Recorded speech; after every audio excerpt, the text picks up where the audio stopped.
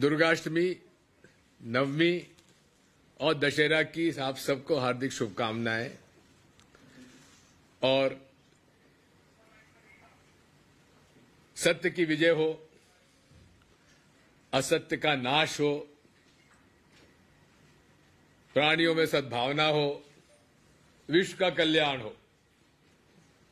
यही तो सनातन धर्म है, जिसका पालन भाजपा नहीं करती।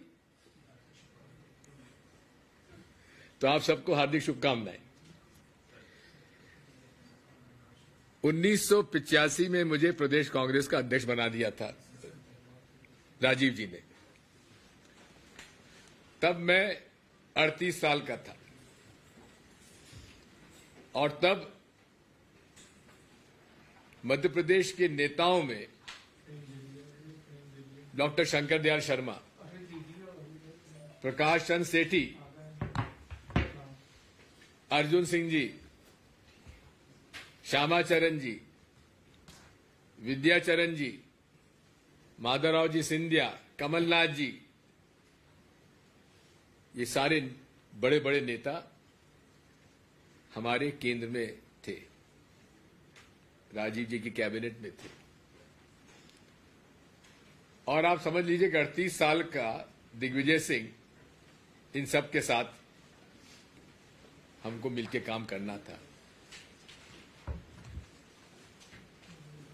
उस समय प्रदेश कांग्रेस का ऑफिस एक टिन शेड में हुआ करता था,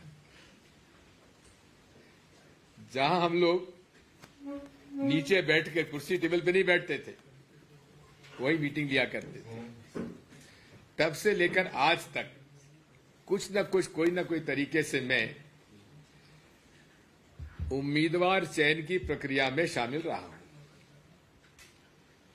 सबसे खराब काम है उम्मीदवार का चयन, क्योंकि जो भी उम्मीदवारी बताता है वो कहता है साहब 25,000 से कम से मैं नहीं जीतूंगा। 4,000 उम्मीदवार थे। अब 4,000 उम्मीदवार में 230 कैसे चुने? कोई लिखित परीक्षा तो इसमें होती नहीं, केवल संभावनाएं देखी जाती हैं। उसने कितना काम किया, कब से काम किया, जनता में उसकी पकड़ क्या है, संगठन उसका समर्थन कर रहा है कि नहीं कर रहा है, और उसकी विनेबिलिटी क्या है, जीतने की संभावनाएं क्या है, ये देखा जाता है। और जो प्रक्रिया अपनाई कांग्रेस पार्टी ने इस बार, मैं समझता हूं कि बहुत ही पारदर्शी तरीके से चयन हुआ है। सबसे पहले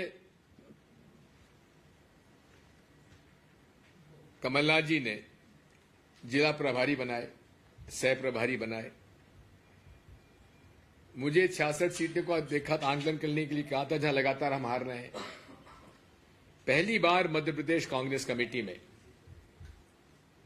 ब्लॉक के नीचे मंडल, सेक्टर और बूथ तक हम लोग पहुंचे। इतनी तैयारी हमारी 2018 में नहीं थी, क्योंकि कमलनाथ जी को केवल 5 महीने मिले थे और शिवराज सिंह चौहान के खिलाफ इतनी एंटी इनकम्बेंसी भी नहीं थी जो आज है।